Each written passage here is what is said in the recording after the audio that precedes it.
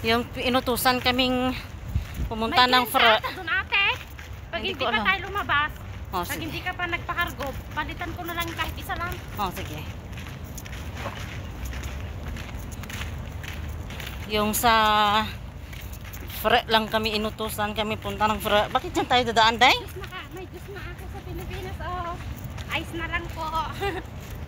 Bumili siya ng powder juice. Ang mahal kasi ng RC doon.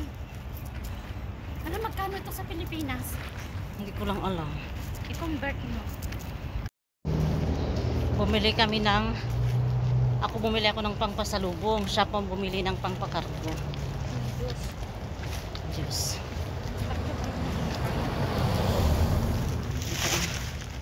May sale kasi ngayon sa malaking tindahan. Kaya inutusan kaming mamili doon sa maliit na Jamia. Nagbulakbol kami. Ngayon, ang dami naming bitbit. Yan ang bitbit ko. Ayan ang bitbit niya. Bigat-bigat na Diyos. Kasi isa lang dapat ang bibilhin niya. Mahal kasi ito dati. Pag hindi kasi sa sale, mahal. Kaya bahala mabigat bibilhin kasi sayang ang sale. Pag normal lang siya kasi na bilhin mo, hindi siya sale, nasa 3 KD something. Pero pag ngayong nabili niya ng sale is nasa 1 KD, magkano? 700. Kalahati talaga yung price niya.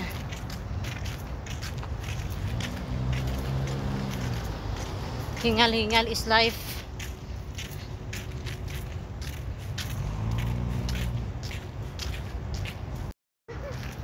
Pinapabili kami ng bangus ng aming tagaluto, hindi kami nakabili. Kasi nga walang bangus. May bangus, wala itong Diyos. Siyempre, unahin mo yung pagkain. Ulam bago lang.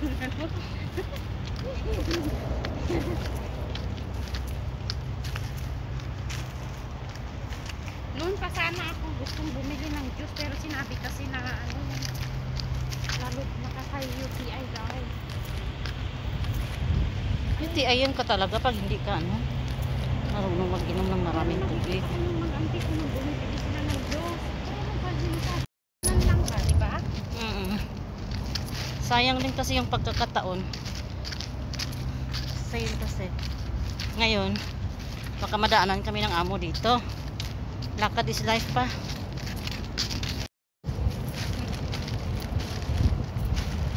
Dahil sa sobrang bigat ng kanyang dala na binili niya. Yan po anong sasabihin niya nito. Pero pag kami ang naging katutuyo, magtapit lang kami pagiging ng pagkain niyo. May muto ako si Dana. Ha? Pasilip-silip kayo pag kami naging katulong nyo. Bibili kami ng pagkain nyo. Pero anong ibig sabihin nun? Sabi ko, pasilip-silip kayo doon sa sasakyan. Pasilip-silip si madam.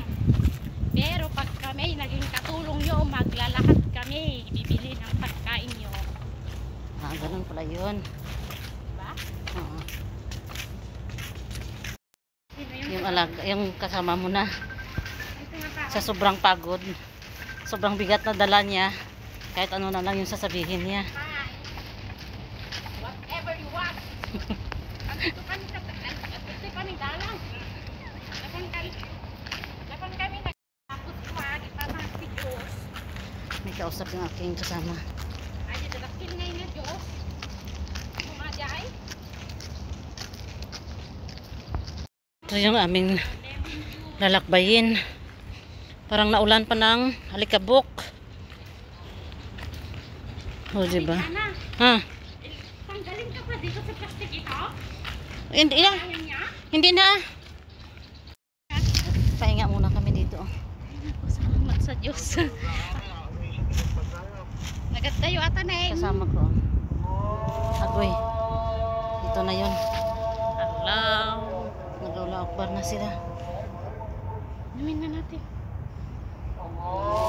Inom muna kami ng laban. Dahil malawak-lawak pa yung aming lalabanin.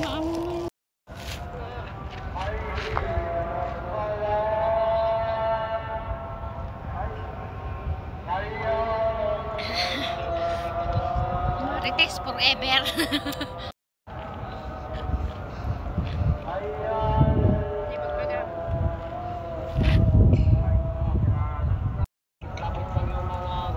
Iinom kami ng laban dahil ilalaban namin ang aming paglalakad na malayo-layo pa ang aming lalakbayin.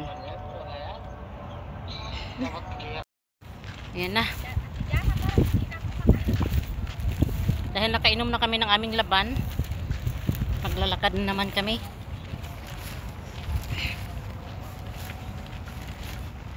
Prayer time na kasi nila dito. Siguro pag gumawa ka ng lemon juice ate, doon pwede mong haluan nito.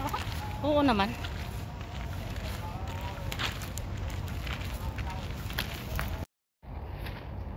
Ito yung mapala sa mga taong laagan.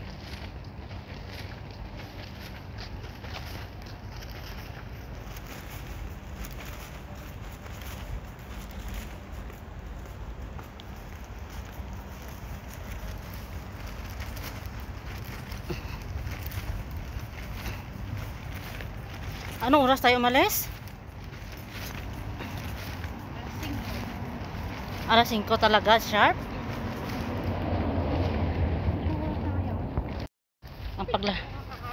Ang paglalakad namin na sana 15 to 30 minutes lang, nagiging 1 hour and 20 minutes.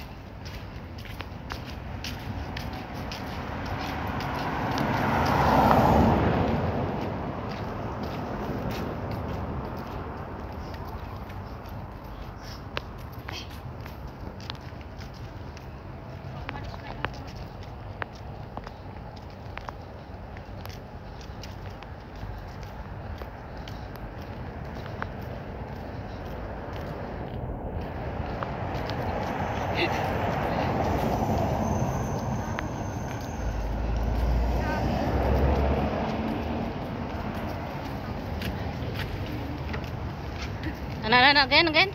Ha? I'm coming home. Ano yun? Coming home. 2 months, I'm coming home. Malapit na kasi siyang magbakasyon. Ayan. 2 months ako. 2 months.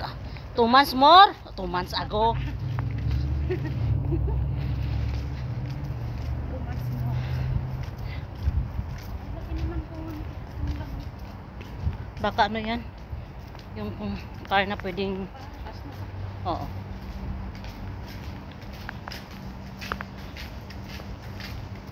Buti na lang hindi pa walang order yung aming mga amo. Nandito na kami sa area kung saan malapit na ang aming bahay.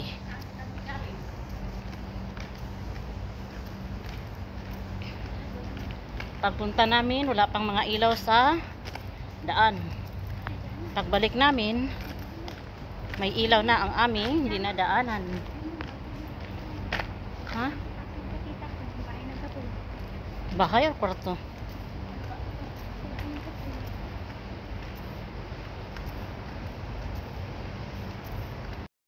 Na kami sa bahay, nakarating na kami at ito yung aming nabili or nabili ng kasama ko na juice. Lemon juice. At saka pineapple juice. Ayan. At bumili din kami ng alugbate. Nag-iisang alugbate ito doon. Tapos itong potato buns, 2. At ang payong ng kasama ko. Ito yung pang pasalubong. Ayan. Padala kasi may iuwi. At ito. Ayan. Hanggang dito na lang. Bye bye. Masalamat.